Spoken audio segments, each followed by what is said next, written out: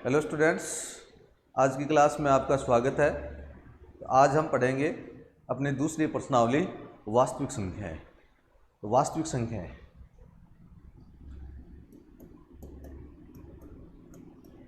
वास्तविक संख्याएं real number.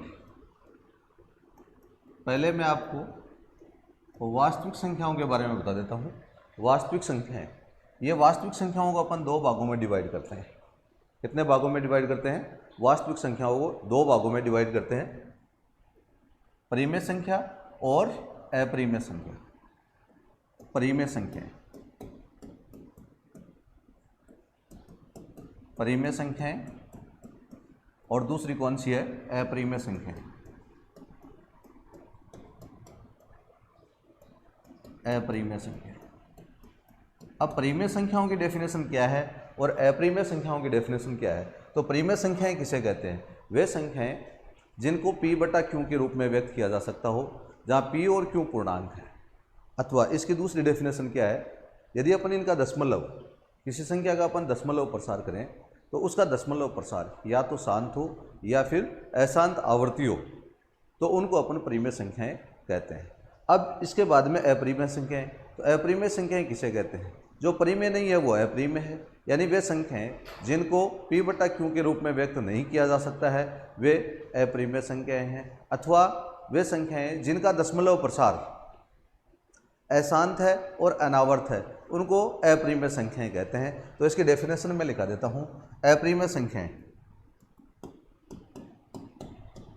अपरिमेय संख्याएं, सॉरी परिमेय संख्या, परिमेय संख्याएं। पहला है परिमेय संख्या।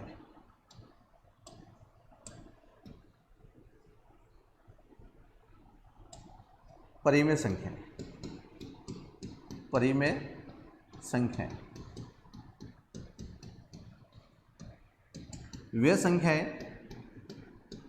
वे संख्याएं जिनको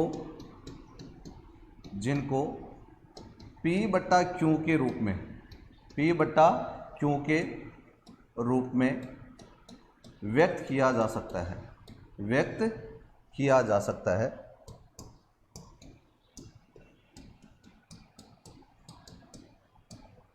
किया जा सकता है जहां p और q, जहां p और q पूर्णांक है, p और q पूर्णांक है तथा q not equal to zero, q not equal to zero को परिमेय संख्याएं कहते हैं, को परिमेय संख्याएं कहते हैं।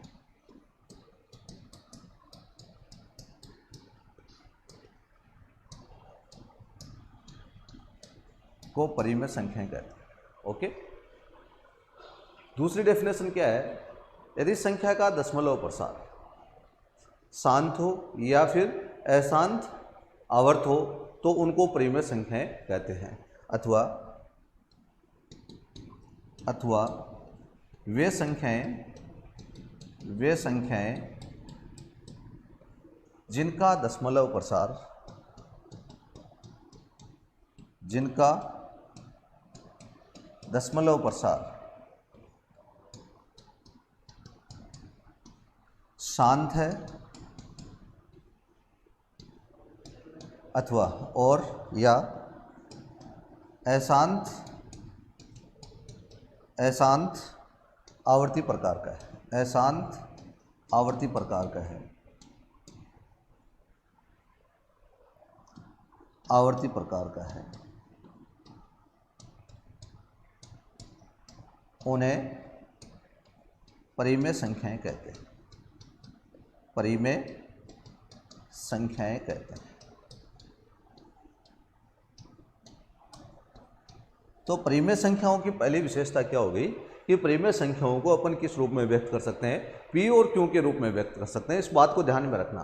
परिमेय संख्या है, यदि कोई संख्या परिमेय संख्या है तो उसको p बटा q के रूप में व्यक्त कर सकते हैं, जहां p और q क्या है? पूर्णांक है, जहां p और q पूर्णांक है। या फिर यदि इनका दशमलव प्रसार करें तो दशमलव प्रसार किस प्रकार का होना चाहिए, या तो शांत होना चाहिए या फिर अशांत आवर्ती होना चाहिए, दो ही प्रकार का होना चाहिए। ठीक है, तो उनको अपन क्या बोलते हैं, परिमेय संख्याएं कहते हैं। तो अब परिमेय संख्याओं के ग्रुप में कौन कौन सी संख्याओं को शामिल किया जाता है, यानी जो भी संख्याएं हैं वो सारी की सारी क्या होती हैं, वास्तविक संख्याएं होती है।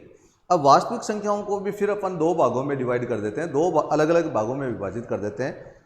आदि कुछ परिमेय है और कुछ अपरिमेय है। अब परिमेय संख्याओं में किस प्रकार की संख्याएं आती है, कौन कौन सी संख्याएं आती है, तो अपनी सारी की सारी प्राकृत संख्याएं, पूर्ण संख्याएं, पूर्णांक संख्याएं, ये सारी क्या है, ये सारी परिमेय संख्याओं में ही शामिल होती हैं। इसके अलावा भी वे संख्या जिनको पी बटा यानी जो भिन्न रूप में है और उनका दशमलव प्रसार करें तो वो दशमलव प्रसार किस प्रकार का हो जाए, शांत या फिर अशांत आवर्त प्रकार का हो जाए, तो उनको भी अपन परिमेय संख्याएं ही कहते हैं। ठीक है, तो परिमेय संख्याओं में सारी प्राकृत संख्याएं, पूर्ण संख्याएं और पूर्णांक संख्याएं भी परिमेय संख्याएं होती हैं। प्राकृत संख्याएं, प्राकृत, पूर्ण और पूर्णांक संख्याएं, और पूर्णांक संख्याएं परिमेय संख्याएं होती हैं, परिमेय संख्याएं होती हैं।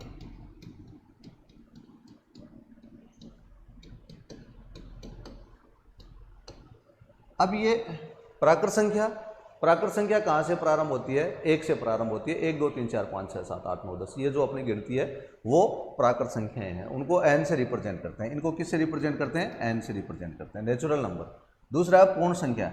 यदि प्राकृत संख्याओं में अपन 0 को शामिल कर दें तो ये क्या बन जाती है, पूर्ण संख्या बन जाती है, और इनको अपन किससे रिप्रेजेंट करते हैं, w से। और पूर्णांक संख्याएं, यदि अपन पूर्ण संख्याओं में ऋणात्मक संख्याओं को भी शामिल कर दें तो वो सारी की सारी क्या हो जाती है, पूर्णांक संख्या हो जाती है। ठीक है, तो ये तो ये अपनी परिमेय संख्याओं की बात। अब अपरिमेय संख्याएं कौन सी है, तो परिमेय संख्याओं को छोड़कर जो शेष वास्तविक संख्याएं बचती है वो सारी की सारी क्या होती हैं, अपरिमेय संख्याएं होती हैं। जैसे मैं आपको बताता हूं, दूसरा क्या है, अपरिमेय संख्याएं। अपरिमेय संख्याएं, अपरिमेय संख्याएं वे संख्याएं जिनको P बटा Q के रूप में व्यक्त नहीं किया जा सकता है,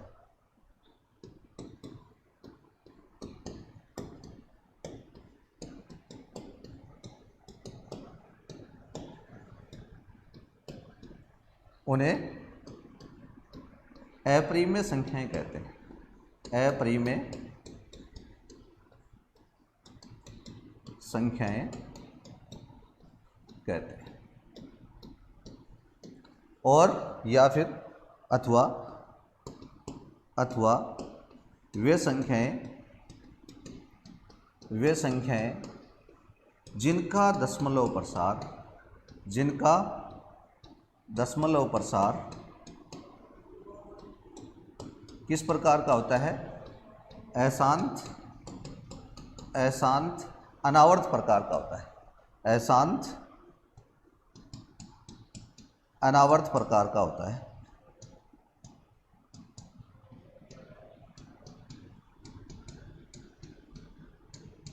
उन्हें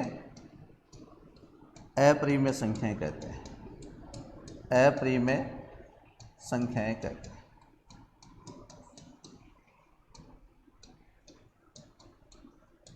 ठीक है, जैसे ये सारी की सारी अभाज्य प्राकृत संख्याएं हैं, वो अभाज्य प्राकृत संख्याओं के वर्गमूल है वो अपरिमेय संख्याएं होती है। कौन कौन से, जैसे √2, √3, √5, √6, √7, पाई, ये क्या होती है, अपरिमेय संख्याओं की श्रेणी में आती है। यदि अपन इनका दशमलव प्रसार करेंगे तो इनका दशमलव प्रसार अशांत अनावर्त प्रकार का आएगा। ये सारी बातें आपने 9th क्लास में सीख ली थी। तो अपने पास वास्तविक संख्याएं दो प्रकार की हैं, परिमेय और अपरिमेय। अब परिमेय संख्याएं किन्हें कहते हैं, अपरिमेय संख्याएं किन्हें कहते हैं। तो आपको यदि कोई कह दे कि ये परिमेय संख्या है तो इसका मतलब निश्चित रूप से उस संख्या को अपन P बटा Q के रूप में व्यक्त कर सकते हैं, जहाँ P और Q क्या होने चाहिए, पूर्णांक होने चाहिए। जैसे मैं फॉर एग्जाम्पल एक एग्जाम्पल लेके बताता हूँ, परिमेय संख्या का एग्जाम्पल लेके बताता हूँ। जैसे 1/2 ये परिमेय संख्या है। देखो इसका अंश क्या है और हर क्या है, इसका अंश 1 है और हर कितना है, 2 है। अंश हर 2 है, तो ये भी पूर्णांक है और ये भी पूर्णांक संख्या है। तो इसका मतलब ये क्या है, परिमेय संख्या है, ये परिमेय संख्या है। अब यदि मैं यहाँ पर ये लगा दूँ माइनस, तो यह भी परिमेय संख्या है, क्योंकि -1 भी क्या है, पूर्णांक संख्या है। और ये Q0 = 0 होना चाहिए, इसकी विशेषता ये Q0 = 0 होना चाहिए। तो ये तो अपना था संख्या। अब इसके बाद में आगे अपन चलते हैं। माना कि a एक अशून्य पूर्णांक है। क्या है, अशून्य पूर्णांक। अशून्य पूर्णांक का मतलब क्या हो गया, अशून्य पूर्णांक का मतलब क्या हो गया कि a है वो 0 के बराबर नहीं है, a ≠ 0, a ≠ 0, तथा b और c दो पूर्णांक निम्न प्रकार परिभाषित है, निम्न प्रकार परिभाषित है।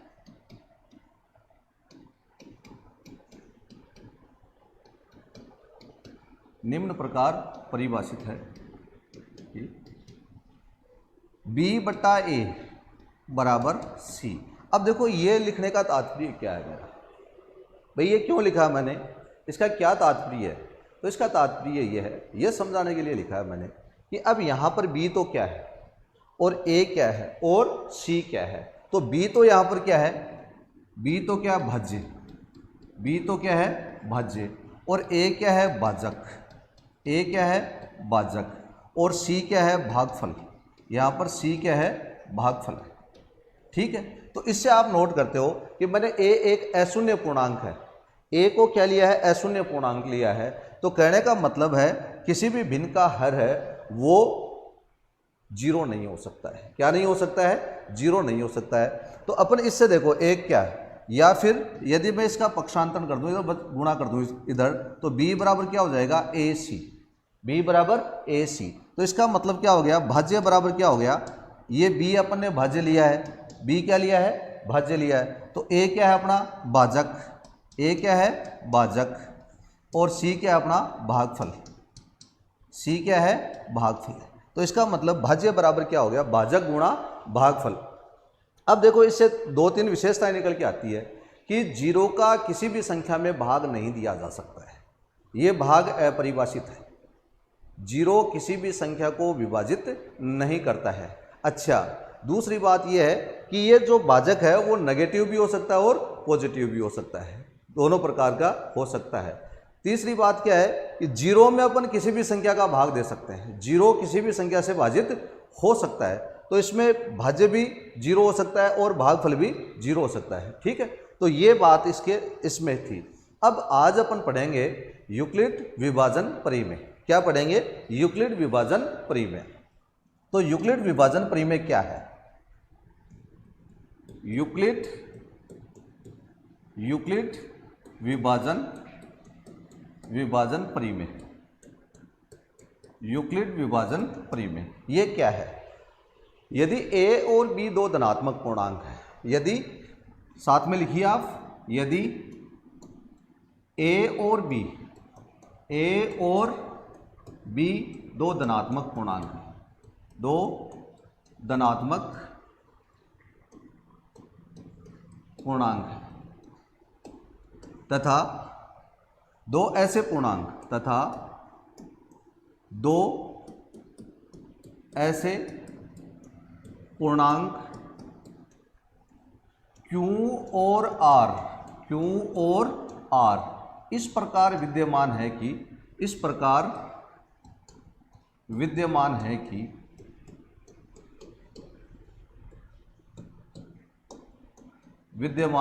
है कि A बराबर BQ प्लस R, A बराबर BQ प्लस R, जहां आर है वो ग्रेटर देन इक्वल टू 0 और लेस देन बी, जहाँ आर है वो ग्रेटर देन इक्वल टू 0 और less than equal to B. तो अब इसका मतलब क्या है, इसका मतलब क्या है यहाँ पढ़ने का, तो इसका तात्पर्य ये है, ये यूक्लिड क्या कह रहा है, यदि a और b दो धनात्मक पूर्णांक है तथा दो ऐसे पूर्णांक q और r इस प्रकार विद्यमान है कि a बराबर बी क्यू प्लस आर, तो यहाँ पर अपने पास a तो क्या है a, अब देखो मैंने क्या लिखा था इससे पहले b अपॉन a बराबर c, यही लिखा था क्या, तो b बराबर क्या हो गया ac, b भाज्य है, a भाजक और c भागफल है, तो भाज्य बराबर क्या हो गया भाजक गुणा भागफल, भाजक गुणा भागफल। तो यहाँ पर ये क्या हो गया आपका भाज्य, ये क्या हो गया भाजक, ये क्या हो गया भागफल और ये क्या हो गया शेषफल। यानी क्यों का मतलब क्या होता है क्वोशिएंट, क्वोशिएंट का मतलब क्या होता है भागफल, और आर का मतलब क्या रिमाइंडर, रिमाइंडर का मतलब शेषफल। तो अपन किसी भी संख्या को, यूक्लिड का तात्पर्य क्या था कि अपन किसी भी संख्या को भाजक गुणा भागफल प्लस शेषफल के रूप में व्यक्त कर सकते हैं। यानी किसी भी धनात्मक पूर्णांक को भाजक गुणा भागफल प्लस शेषफल के रूप में व्यक्त कर सकते हैं। ठीक है, इसका मतलब यह था। तो ये क्या था अपना भाज्य, ये क्या भाज्य बराबर भाजक गुणा भागफल प्लस शेषफल। इसका मतलब यह था कि कोई भी धनात्मक पूर्णांक है उसको अपन किस रूप में व्यक्त कर सकते हैं, भाजक गुणा भागफल प्लस शेषफल के रूप में व्यक्त कर सकते हैं। और इसकी दूसरी कंडीशन क्या थी कि शेषफल है वो हमेशा भाजक से छोटा, जीरो से तो बड़ा होता है, जीरो या जीरो के बराबर होता है और भाजक से छोटा होता है। जैसे मैं एक एग्जाम्पल लेकर के बताता हूँ आपको कि 17 में अपन भाग देते हैं, किसमें 17 में अपन 4 का भाग देते हैं, तो कितना 4 चौक 16, 4 चौक 16, शेषफल कितना हो गया अपना 1। तो यहाँ पर भाजक तो क्या है 4, भाज्य क्या है 17, भागफल क्या है 1 और शेषफल क्या है, भागफल कितना है 4 और शेषफल कितना है 1। तो भाज्य बराबर भाज्य कितना 17, भाजक कितना 4, भागफल कितना 4 प्लस 1। अब देखो ये शेषफल है वो भाजक से छोटा है या नहीं है, तो शेषफल क्या हो सकता है 0 और 0 से बड़ा या बराबर, और भाजक से हमेशा छोटा ही होता है। यूक्लिड विभाजन प्रमेय का यही तात्पर्य था कि कोई भी धनात्मक पूर्णांक है उसको अपन भाजक गुणा भागफल प्लस शेषफल के रूप में लिख सकते हैं, और शेषफल हमेशा भाजक से छोटा होगा, 0 या 0 से बड़ा होगा। ठीक है, तो अब देखो इसका अनुप्रयोग क्या है, इसका अनुप्रयोग क्या है, यहां पर अपन ने इसको क्यों पढ़ा है, तो इसका अनुप्रयोग पढ़ते हैं। इससे पहले आप इसको उतार सकते हो। यूक्लिड विभाजन एल्गोरिथम, यूक्लिड विभाजन एल्गोरिथम। एल्गोरिथम का मतलब क्या है, एल्गोरिथम का मतलब क्या है विधि क्या है विधि।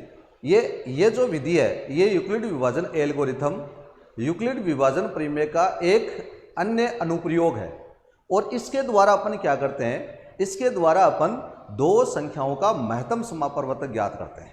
इस विधि के द्वारा अपन दो संख्याओं का महत्तम समापवर्तक ज्ञात करते हैं। यह है यूक्लिड विभाजन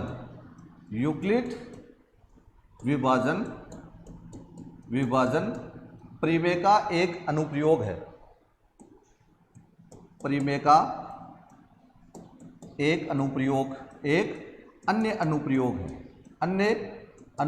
है, यानी ये इसकी एप्लीकेशन है, अनुप्रयोग है, जो दो संख्याओं का कोई भी धनात्मक पूर्णांक है उनका, जो दो संख्याओं का महत्तम समापवर्तक, दो संख्याओं का महत्तम समापवर्तक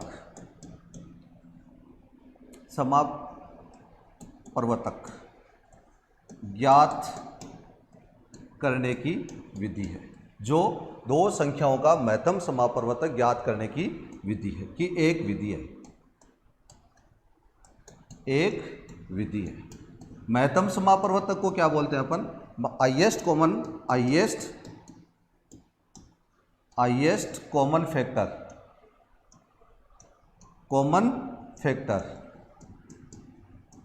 यानी HCF, यानी इसको क्या बोलते हैं अपन, HCF, ओके, HCF भी कहते हैं। अब ये महत्तम समापवर्तक क्या है, तो महत्तम समापवर्तक दो धनात्मक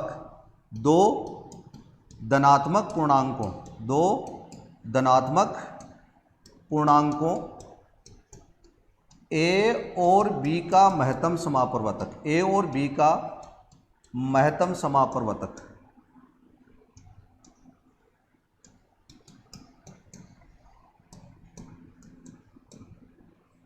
वह बड़े से बड़ा पूर्णांक है, वह सबसे बड़ा पूर्णांक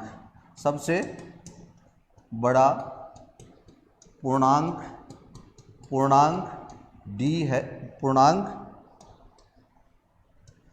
है, जो A और B को पूर्णतया विभाजित करता है, पूर्णतया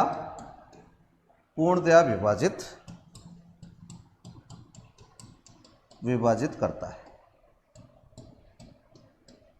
क्या है, दो धनात्मक पूर्णांकों A और B का महत्तम समापवर्तक वह सबसे बड़ा पूर्णांक D है जो A और B को पूर्णतया विभाजित करता है। यानी किन्हीं भी दो संख्याओं का महत्तम समापवर्तक वह, किन्हीं भी दो धनात्मक पूर्णांकों का महत्तम समापवर्तक वह पूर्णांक संख्या होती है जिसका दी गई सबसे बड़ी पूर्णांक संख्या होती है जिसका दी गई संख्याओं में पूरा भाग दिया जा सकता हो। तो अब यहाँ पर अपन यूक्लिड विभाजन प्रमेय के माध्यम से अपन क्या सीखेंगे, दो संख्याओं का महत्तम समापवर्तक ज्ञात करना सीखेंगे।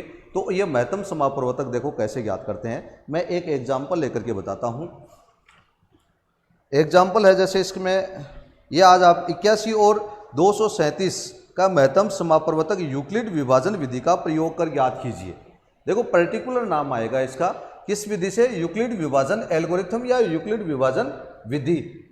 एल्गोरिथम को विधि कहते हैं, ये विधि इसका यूक्लिड विभाजन प्रमेय का एक अनुप्रयोग है जो दो संख्याओं का महत्तम समापवर्तक ज्ञात करने की एक विधि है। ठीक है, तो अपन इसका महत्तम समापवर्तक ज्ञात करते हैं। 81 और किसका, 237 का HCF हाईएस्ट कॉमन फैक्टर ज्ञात करना अपने को। अब देखो इसमें बड़ा पूर्णांक कौन सा है, दोनों ही पूर्णांक हैं, ये भी और ये भी। बड़ा पूर्णांक ये, छोटा पूर्णांक ये है। तो इसको मैं आपको आसान तरीके से हल करके बता देता हूँ। आसान तरीके का मतलब क्या हो गया, बड़े पूर्णांक में छोटे पूर्णांक का भाग दे दो। अपने को कौन से मेथड से करना है, यूक्लिड विभाजन प्रमेय के माध्यम से इसका HCF निकालना है। तो बड़े पूर्णांक यानी 237 में किसका भाग देना है, 81 का भाग देना है। तो देखो कितनी बार जाएगा, 81 का पाड़ा तो आपको आता नहीं है, तो 81 का पाड़ा नहीं आता है तो क्या करेंगे, इसमें 8 का भाग दे दें 23 में। तो 8 3 24 ज़्यादा हो गया, 8 दूनी 16, 2 बार जाएगा। कितनी बार जाएगा, 81 का भाग इसमें 2 बार जाएगा। 2 से इसको मल्टीपल कर दिया, ओके। शेषफल कितना बच गया, 5 और 13 में से 6 गए तो कितने बच गए, 7, 76 शेषफल बच गया। अब क्या करना है, इस शेषफल का अपने को भाग किस में देना है, 81 में भाग देना है। लेकिन इससे पहले आप यूक्लिड विभाजन प्रमेय लिख देते हैं। यूक्लिड विभाजन प्रमेय क्या थी आपकी, भाज्य बराबर भाजक गुणा भागफल प्लस शेषफल, यही थी क्या, भाज्य बराबर भाजक गुणा भागफल प्लस शेषफल। तो यहाँ पर भाज्य तो क्या है, तो यूक्लिड विभाजन प्रमेय, यूक्लिड विभाजन प्रमेय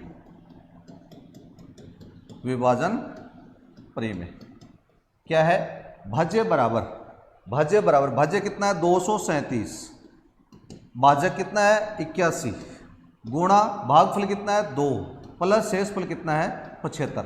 अब ये जो प्रक्रिया है ये अपन तब तक करते जाएंगे जब तक कि अपना शेषफल शून्य नहीं बच जाए, जब तक कि अपना शेषफल शून्य न हो जाए। और जब शेषफल शून्य हो जाता है तो अंतिम भाजक ही अपना HCF होगा। क्या होगा, अंतिम भाजक ही अपना HCF होगा। तो अब देखो, अब किसका भाग देंगे, 75 का भाग देंगे, किसमें, इस भाजक में 81 में। 75 का भाग 81 में कितनी बार देंगे, एक बार। तो 75 माइनस कर दो, 11 में से 5 गए तो कितने बचे, 6। ये 7 में से 7 गया तो इससे ले लिया अपन ने एक, 7 में से 7 गया तो कितना, 0।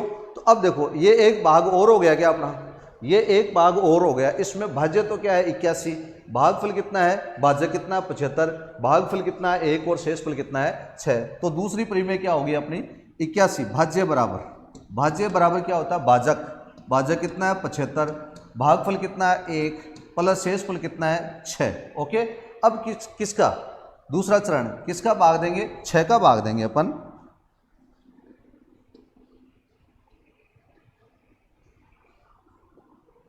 शेषफल यहाँ लिख देता हूँ। अब 6 का भाग अपन किस में देंगे 75 में देंगे। तो 75 में 6 का भाग दिया कितनी बार गया, बार छिकाणी 72, 12 बार, बार छिकाणी 72।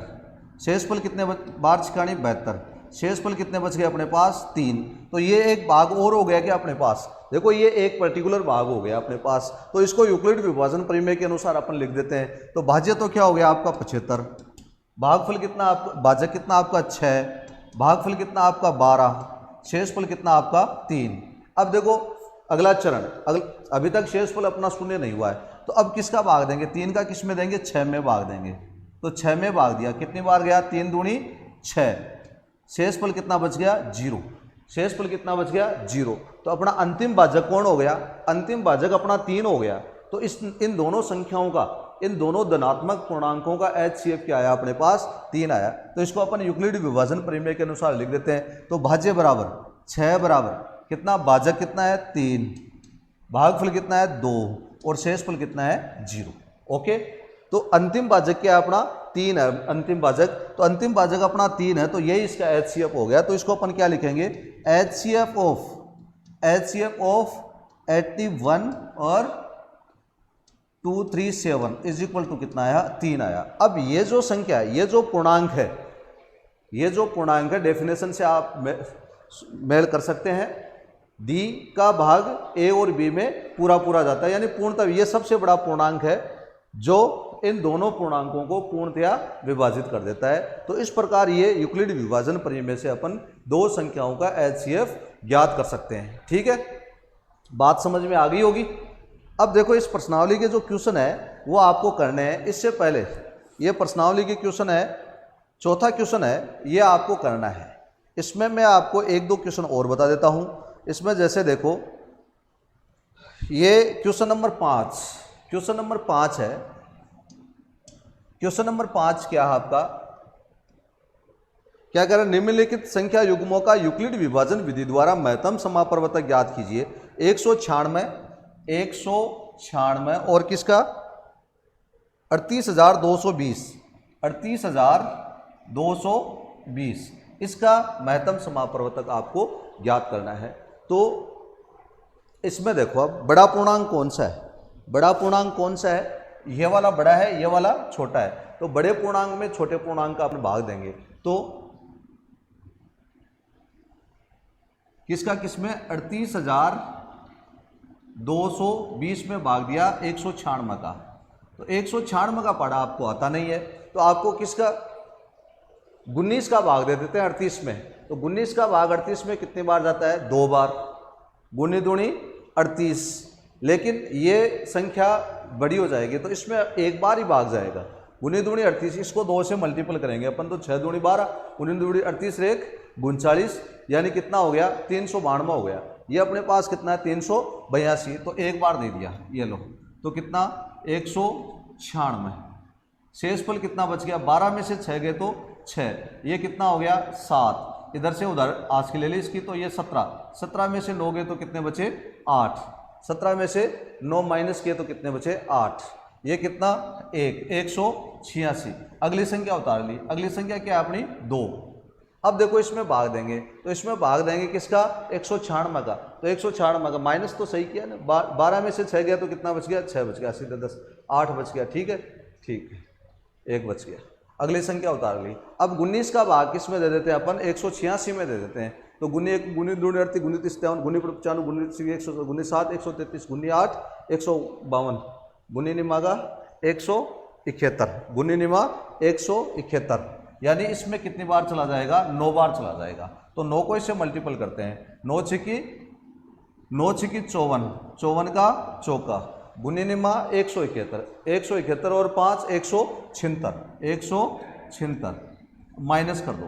तो माइनस 12 में से 4 गए तो 8, सीधे इसको तो 16 में से ये 7 गए तो कितने बच गए 9, सीधे इसको 8 में से 8 गया तो 0 और 1 में से गया तो 0, कितना बच गया 98। अब अगली संख्या और उतार लिया अपन ने, अगली संख्या और क्या अपनी 0, कितनी है 0। अब इसमें भाग देंगे अपन 980 में, तो 980 में 196 का भाग कितनी बार जाएगा, तो 19 का भाग। इसके लिए अपन क्या कर देते हैं 19 का भाग 98 में दे लेते हैं, गुने पर 95 5 गुने पर 95, तो इसको 5 से गुणा किया, 6 पंजो 30, 6 पंजो 30 गुने पर 95 और 3 98, तो इसका मतलब क्या हो गया शेषफल कितना आ गया 0 आ गया अपने पास। तो अपना देखो अंतिम भाजक भी यही हो गया और फर्स्ट भाजक भी यही हो गया, 196 का इसमें भाग पूरा पूरा जा रहा है। तो यूक्लिड विभाजन परिमेय से अपन क्या लिखेंगे, यूक्लिड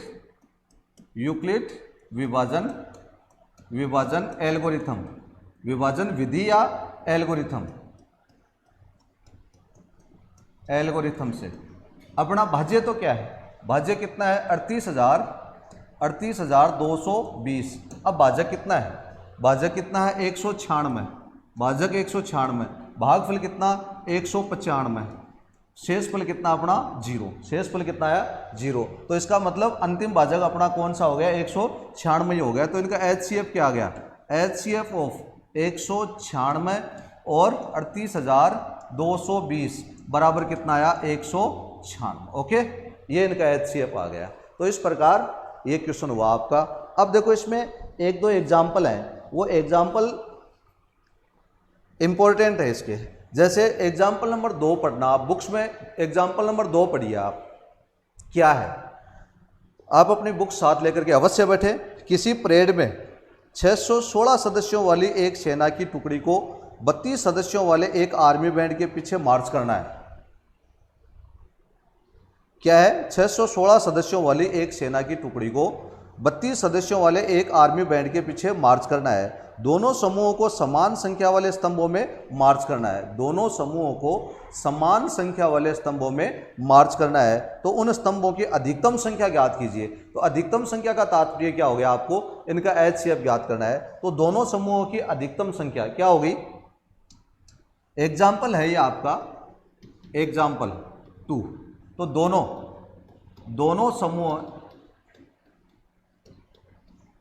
समूहों को किस में, दोनों समूहों को स्तंभों में मार्च करना है। तो दोनों समूहों के स्तंभों की संख्या, दोनों समूहों के स्तंभों की अधिकतम संख्या ये किसके बराबर होगी,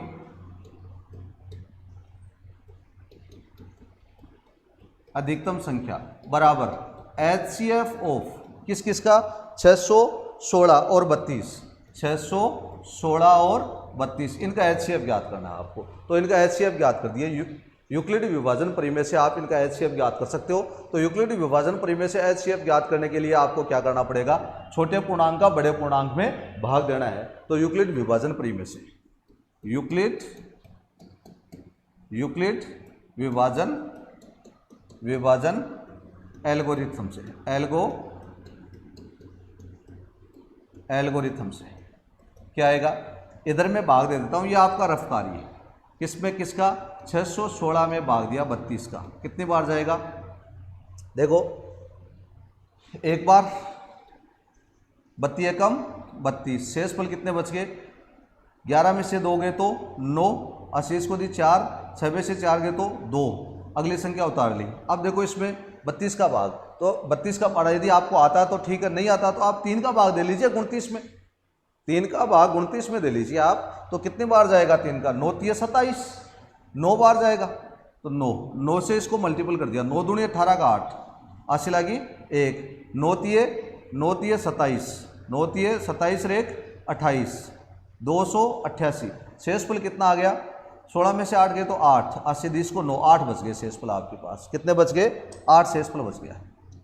ओके, तो अब इसमें देखो भाज्य तो क्या आपका 616, भाजक कितना आपका 32, भागफल कितना है 19 और शेषफल कितना आपका 8।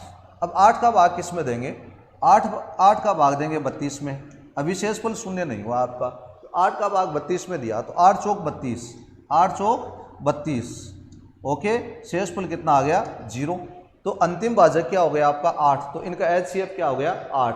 तो उन दोनों टुकड़ियों को, आर्मी की टुकड़ी और जो बैंड वाली टुकड़ी है, उन दोनों को कितने स्तंभों में मार्च करना होगा, 8 स्तंभों में मार्च करना होगा। तो ये 32 बराबर कितना 8, भाजक कितना 8, भागफल कितना 4, शेषफल 0। तो अभिष्ट स्तंभों की संख्या कितनी हो गई, अभिष्ट स्तंभों की संख्या,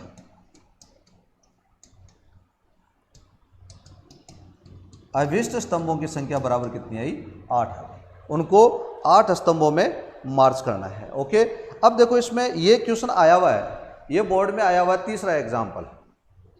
तो तीसरा एग्जाम्पल पढ़िए आप, क्या है, वह सबसे बड़ी संख्या ज्ञात कीजिए। वह सबसे बड़ी, यानी सबसे बड़ी संख्या का तात्पर्य क्या हो गया, आपको उनका HCF ज्ञात करना, और सबसे छोटी संख्या का तात्पर्य क्या होता है, LCM ज्ञात करना। वह सबसे बड़ी संख्या ज्ञात कीजिए जिनका इन दोनों संख्याओं में जो 245 और 2053 को इस प्रकार विभाजित करती है कि प्रत्येक स्थिति में 5 शेषफल प्राप्त हो।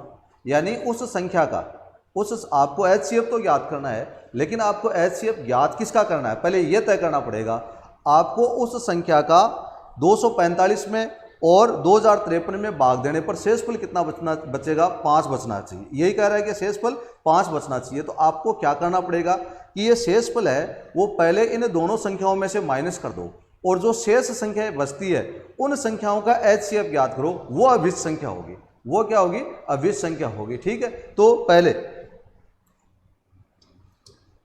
किसका 245 माइनस 245, एग्जाम्पल नंबर क्या है, एग्जाम्पल नंबर है आपका 3।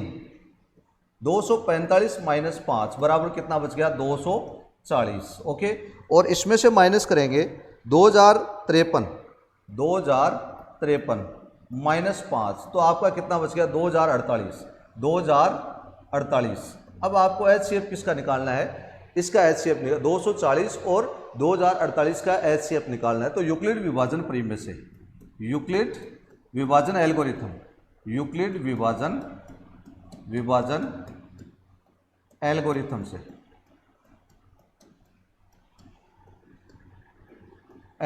से, अब वही भागफल विधि है आपकी। तो भागफल विधि इधर बड़े पूर्णांक में छोटे पूर्णांक का अपन भाग देते हैं। किसमें भाग देंगे 2048 में भाग देंगे अपन, किसका 240 का। तो देखो कितनी बार जाएगा, 20 में 24 का भाग जाता नहीं है, तो 204 में दे देते हैं।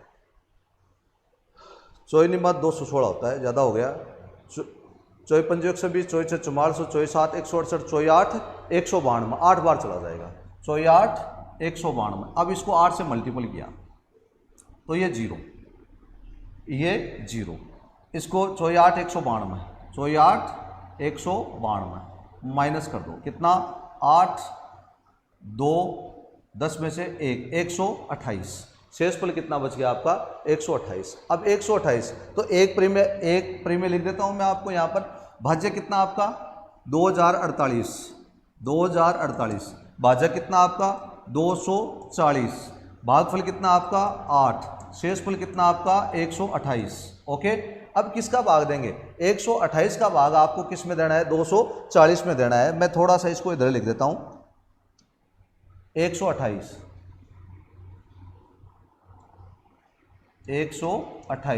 शेषफल कितना बचा अपना 128। अब इसका भाग किस में देना है 240 में, तो कितनी बार जाएगा, एक बार, तो एक, कितना 128, शेष कितना बच गया 2, शेष को दे दी, ये 3 हो गया, 1 और ये 1, 112। तो भाज्य कितना है 240, भाज्य कितना 240, भाज्य कितना 128, भागफल कितना भाज्य कितना है 128, भागफल कितना है 1, शेषफल कितना है प्लस 112। यही क्या, भाज्य बराबर भाजक गुणा भागफल प्लस शेषफल के रूप में अपन ने इसको लिख दिया। अब 112 का भाग किस में देंगे अपन 128 में देंगे, 128 में, तो कितनी बार जाएगा, एक बार, 112। शेषफल कितने बच गए 6, 116, कितना 16 शेषफल बच गया। तो वही 128 बराबर कितना 112 इंटू 1 प्लस 16। अब किसका भाग देंगे, 16 का भाग देंगे अपन किस में 112 में, 16 का भाग 112 में दिया तो कितनी बार गया, 16 पंजे 16 संति 112, 16 संति 112, शेषफल कितना आ गया 0। तो अंतिम भाजक क्या हो गया आपका 16, तो इनका HCF क्या हो गया 16। तो ये 100 भाजक कितना है 112 बराबर भाजक कितना है 16, भागफल कितना है 7 और शेषफल कितना है 0। तो अभिष्ट संख्या क्या होगी, अभिष्ट संख्या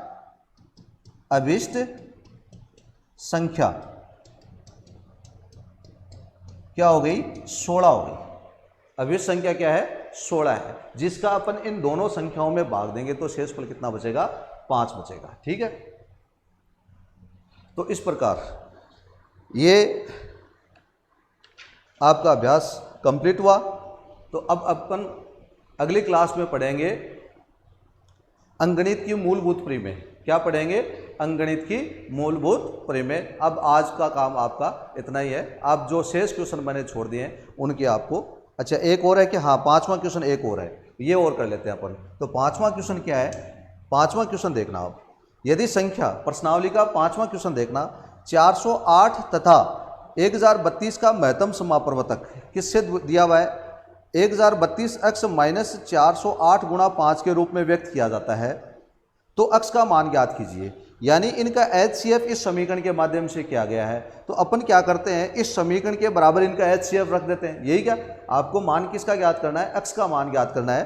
तो आपको जो समीकरण दी गई है, क्वेश्चन नंबर 5 है ये आपका, क्वेश्चन नंबर 5 क्या है, समीकरण 1032 प्रश्नानुसार क्या दिया हुआ है, प्रश्नानुसार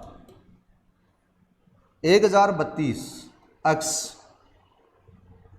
माइनस 408 गुणा 5 ये किसके बराबर है, इन दोनों संख्याओं के HCF किसके 408, HCF ऑफ 408 और 1032 ये आपकी समीकरण नंबर 1 है।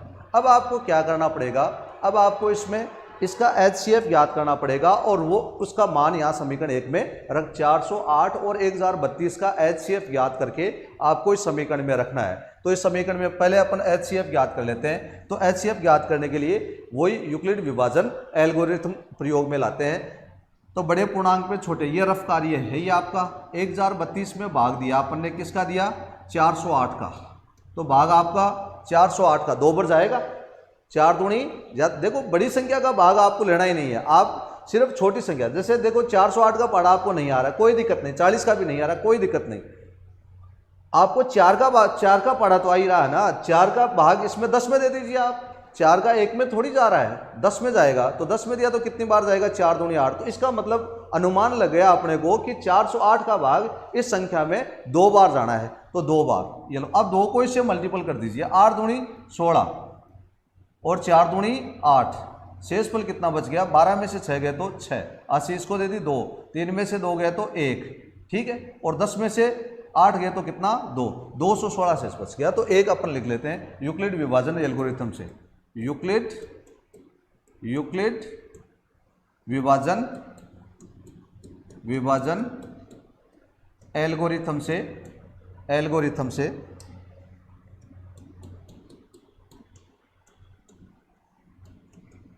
किसका 408 व 1032 का HCF तो कितना भाज्य, तो कितना आपका 1032, भागफल कितना, भाजक कितना है 408, भागफल कितना है 2 और शेषफल कितना आपका 216, शेषफल कितना है 216, ठीक है। अब 216 का भाग आपको किस में देना है, 408 में देना है, 408 में भाग देना। एक चरण पूरा हो गया भाग का, अब दूसरा चरण शुरू कर देते हैं। तो कितनी बार जाएगा, एक बार, देखो 21 दूनी 42 होता है, तो एक बार दे देते हैं अपन, तो कितना 216, शेषफल कितना बच गया, 8 में से 6 गए तो 2, ठीक है, 10 में से 1 गया तो कितना 9 और 3 में से 192, तो ये एक अपना भाग हो गया अपना। इसको यूक्लिड विभाजन एल्गोरिथम्स के हिसाब से लिख देते हैं। तो भाज्य तो कितना है 408, भाजक कितना आपका 216, भागफल कितना आपका 1 और शेषफल कितना आपका 192। ओके, अब 192 का भाग किस में देना आपको, 192 का भाग देना 216 में, तो मैं थोड़ा सा इसको 192 का भाग 216 में देना है, यहाँ लिख लेता हूँ 192, इसका भाग किस में देना है 216 में देना है। तो कितनी बार जाएगा, वही एक बार, तो 192, शेषफल कितना बच गया 4, 11 में से 9 गया तो कितना बच गया 2, 1 में से गया तो 0, कितना है 24। तो भाज्य तो कितना है आपका 216, भाज्य कितना है 216, भाज्य कितना है 192, भागफल कितना है 1 और शेषफल कितना आपका 24, शेषफल कितना है 24। अब 24 का भाग देंगे अपन किस में 192 में, 192 में, तो 24 पंजे 120, 24 से 4400, 24 7 168, 24 8 192, कितनी बार जाएगा 8 बार, ये 192, तो शेषफल कितना बच गया 0। तो 192, भाज्य कितना है 192, भाजक कितना है आपका 24, भागफल कितना आपका 8 और शेषफल कितना आया 0। तो इसका मतलब HCF ऑफ किसका 408 और 1032 का कितना आ गया आपका 24, अंतिम भाजक कितना है 24। अब ये मान समीकरण 1 में रखने पर, ये मान समीकरण 1 में रखने पर, तो मैं इसको मिटा देता हूं।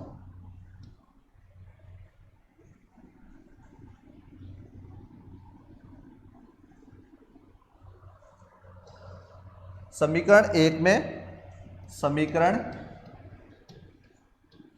में मान रखने पर, अब इसका मान रख दो और अक्ष का मान याद कर लो, रखने पर क्या आएगा, कितना है 1032 अक्ष, 1032 अक्ष माइनस 408 गुणा 5 बराबर इसका HCF कितना आया 24,